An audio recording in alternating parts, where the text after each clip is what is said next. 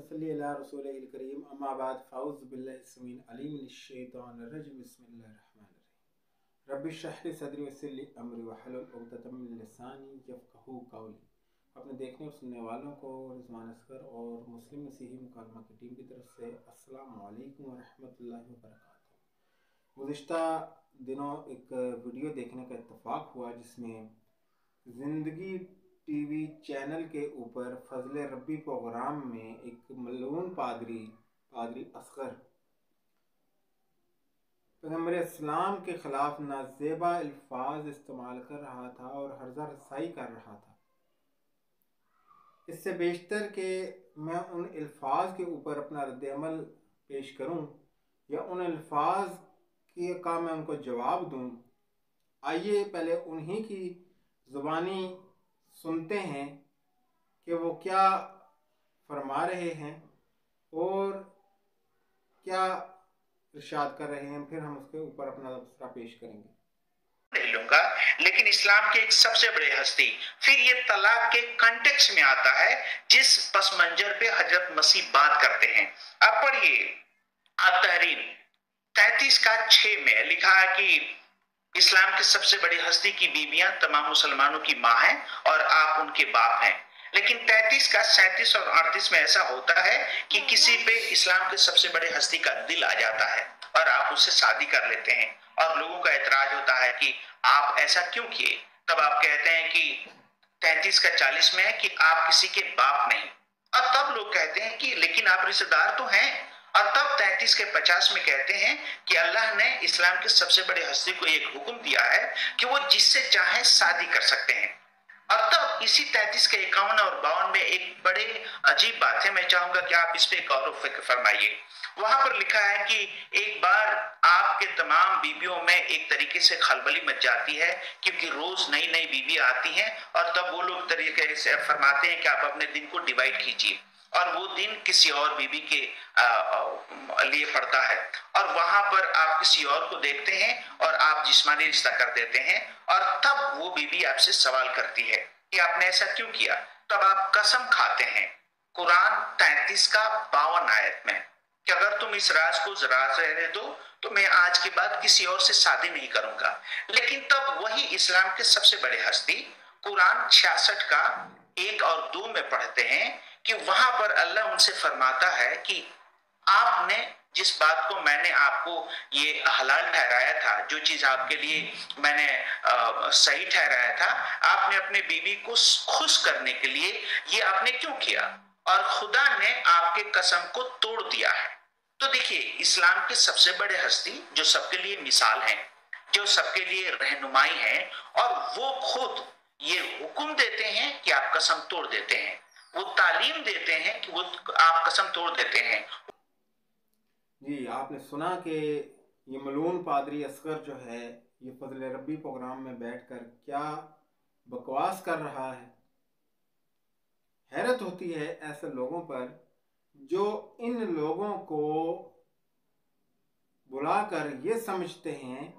कि ये कोई बहुत ही बड़ी इल्मी शख्सियत है, और इन लोगों को भी ज़रा बराबर भी रत्ती बराबर भी शर्म नहीं आती झूठ बोलते हुए कि भाई हम आज के ज़माने में झूठ बोल रहे हैं जो कि कुछ सेकंड भी अपने पाँव पर खड़ा नहीं हो सकेगा, क्योंकि आज टेक्नोलॉजी जो है उसका दौर दौरा है और हर किसी इंसान की रसाई में ये चीज़ मौजूद है।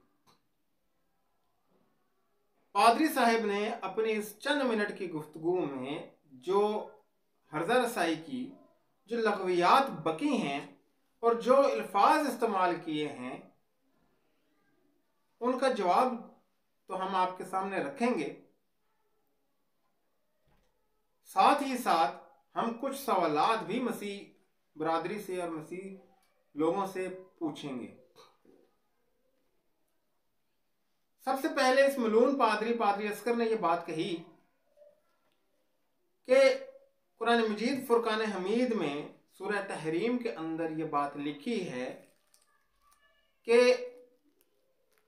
उम्महातुल मोमिनीन जो हैं, जो नबी करीम सल्लल्लाहु अलैहि वसल्लम की बीवियां हैं, वो उम्मत की माएँ हैं। बेशक ये बात कुरान मजीद में लिखी है,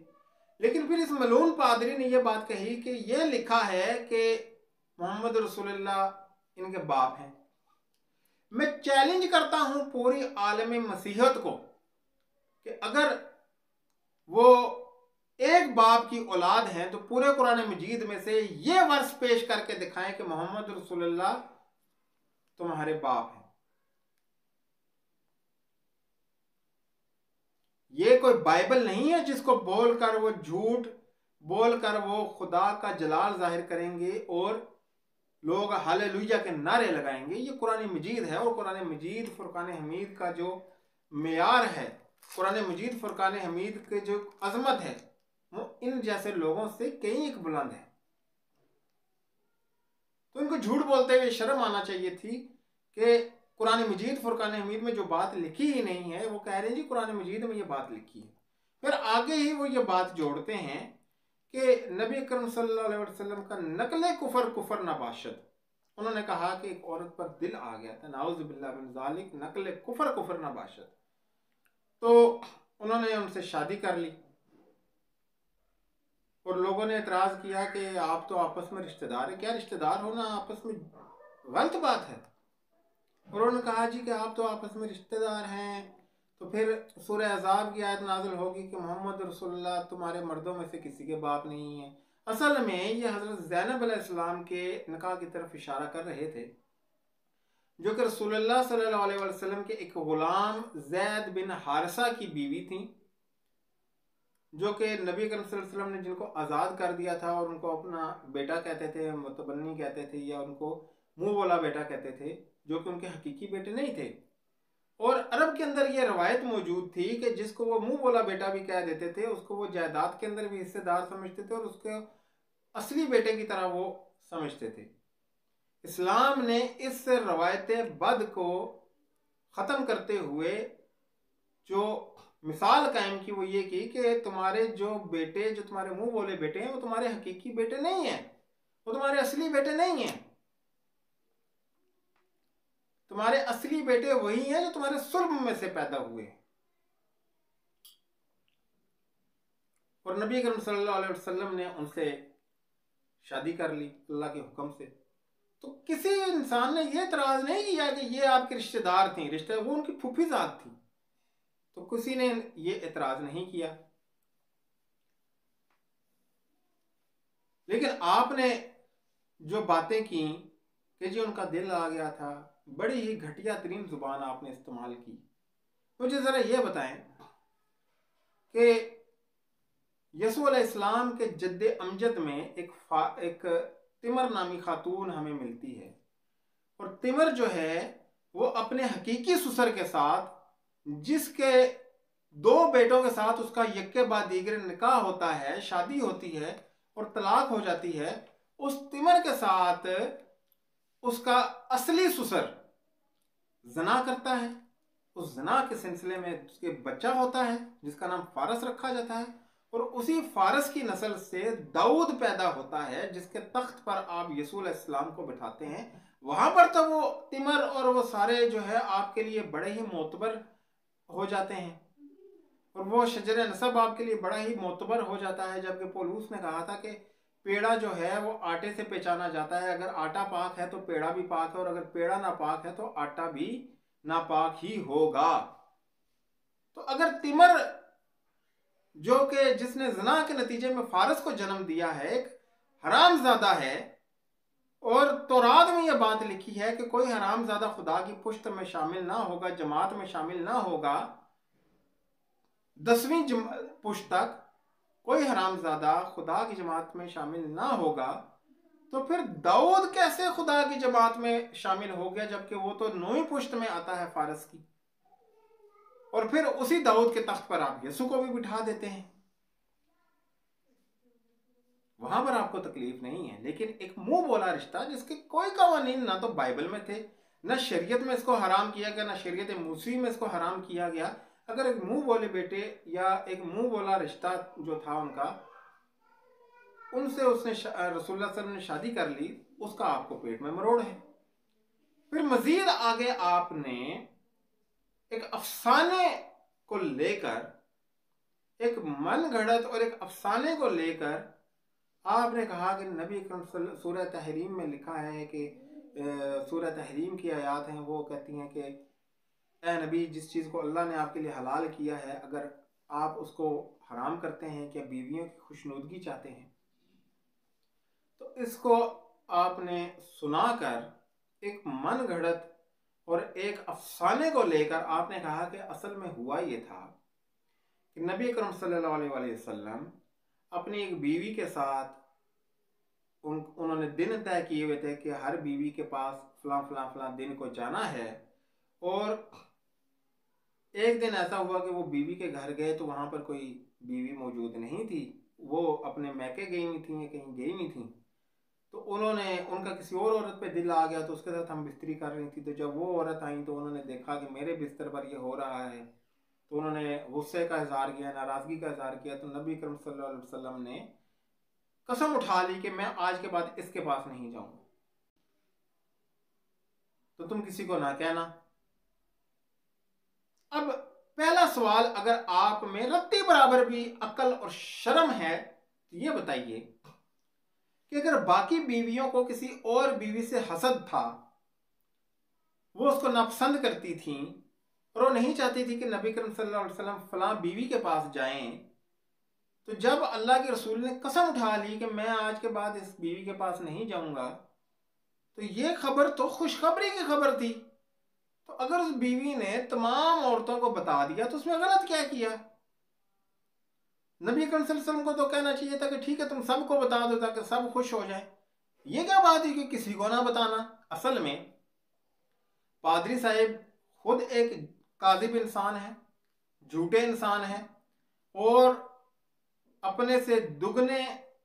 ہلاکت کے فرزند لوگوں کو بناتے ہیں ٹی وی پر بیٹھ کر، اس لیے انہوں نے یہ جھوٹ بولا۔ میں آپ کو اصل واقعہ بتاتا ہوں کہ اصل واقعہ ہوا گیا تھا۔ صحیح مسلم کے اندر روایت حدیث موجود ہے، حدیث نمبر 3410، اور سنن نسائی کے اندر حدیث موجود ہے 3826۔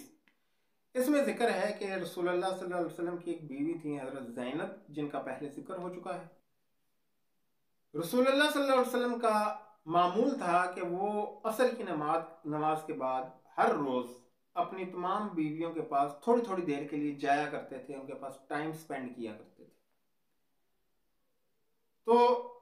ایک دن ایسا ہوا کہ نبی اکرم صلی اللہ علیہ وسلم حضرت زینب کے پاس گئے، اور جب وہاں سے وہ رخصت ہونے لگے، جانے لگے، تو حضرت زینب نے ان کو روک کر شہد کا ایک پیالہ دیا کہ آپ یہ پی لیجیے۔ رسول اللہ صلی اللہ علیہ وسلم کو چونکہ میٹھا پسند تھا تو آپ صلی اللہ علیہ وسلم وہاں پر بیٹھ گئے اور انہوں نے وہ شہد نوش کرنا شروع کر دیا۔ کچھ دیر ہوئی تو وہ حضرت عائشہ کے پاس جب آگے گئے تو حضرت عائشہ نے کہا کہ آج آپ کو معمول کے مطابق آنے میں تھوڑا دیر ہوئی، تو خیریت تھی، اس کی کیا وجہ ہوئی؟ تو انہوں نے کہا کہ میں حضرت زینب کی طرف گیا تھا، وہاں سے جب نکلنے لگا تو زینب نے مجھے شہد پیش کیا تو میں تو وہ کھانے بیٹھ گیا، تو اس میں تھوڑا سا مجھے دیر ہوئی۔ تو حضرت عائشہ کو یہ بات بری لگی، ان کو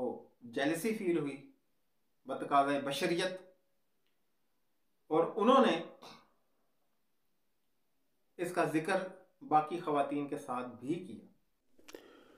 تو حضرت عائشہ اور حضرت حفصہ نے مل کر یہ پلان بنایا کہ جب کل حضرت محمد صلی اللہ علیہ وسلم حضرت زینب کی طرف جائیں گے اور وہاں سے جب واپس آئیں گے تو جس بیوی کے پاس بھی وہ پہلے جائیں وہ یہ کہے کہ آپ کے منہ سے بو آ رہی ہے۔ تو اس طرح رسول اللہ صلی اللہ علیہ وسلم جو ہے وہ بتائیں گے کہ میں شہد پی کر آیا ہوں، کیونکہ رسول اللہ صلی اللہ علیہ وسلم کو بو سے سخت نفرت تھی۔ تو ایسا ہی ہوا، اللہ کے رسول حضرت حفصہ کے پاس گئے تو انہوں نے ارشاد فرمایا کہ یا رسول اللہ آج آپ نے کیا کھایا ہے، آپ کے منہ سے بو آ رہی ہے۔ تو اللہ کے رسول نے کہا کہ شاید میں نے تو کچھ ایسا نہیں کھایا تھا، حضرت زینب کے گھر سے شہد پیا تھا، شاید کہ اس شہد کو جو مکھی تھی جس نے اس شہد کو بنایا تھا اس نے مغافیر کے پھول سے یا مغافیر سے اس نے وہ شہد تیار کیا تھا، تو شاید اس کی کرواہٹ کی وجہ سے وہ بو آ رہی ہے۔ حضرت عائشہ کے پاس آئے تو انہوں نے بھی یہی کہا اور سیم الفاظ اللہ کے رسول نے کہے، لیکن اللہ کے رسول کی یہ بات اتنی سخت ناپسند ہوئی کہ میرے منہ سے بو آ رہی ہے کہ انہوں نے کہا کہ اللہ کی قسم آج کے بعد میں شہد نہیں کھاؤں گا۔ تو اس پر اللہ سبحانہ و تعالیٰ نے سورہ تحریم کی آیتیں نازل کی کہ اے نبی آپ اس چیز کو حرام کیسے کر سکتے ہیں جس کو آپ کے اللہ نے حلال قرار دیا ہے؟ کیا آپ بیویوں کی خوشنودگی چاہتے ہیں؟ یہ تھا سارا قضیہ میرے دوستو، جس کو اس ملعون پادری اصغر نے کیا سے کیا رنگ دے دیا۔ اب آخر میں صرف مسیح حضرات سے یہ سوال کرنا چاہوں گا کہ کیا آپ کا مذہب جو ہے وہ دوسروں کے اوپر غلاظت اچھال کر صادق ثابت ہوگا اور اس کی سچائی ثابت ہوگی؟ کیا آپ یہ سمجھتے ہیں کہ جیسے آپ نے اپنے مذہب کے روحانی باب کو لعنتی قرار دیا ہوا ہے اپنی کتاب میں، ویسے ہی آپ کو تمام دنیا کی مقدس ہستیوں کو گالیاں نکالنے کا سرٹیفکیٹ دے دیا گیا ہے؟ اگر یہی بات کو غیر مسیحی یوں کرے کہ یسوع علیہ السلام کے بارے میں کتاب میں یہ لکھا ہوا ہے کہ وہ شرابی تھے اور شراب پیتے تھے اور بدکار عورتوں کا ایک جھرمٹ ان کے قریب رہتا تھا اور بدکار عورتوں کے وہ رسیہ تھے، تو آپ کو کیسا محسوس ہوگا کہ یہ الفاظ ہیں تو آپ کی بائبل کے ہی،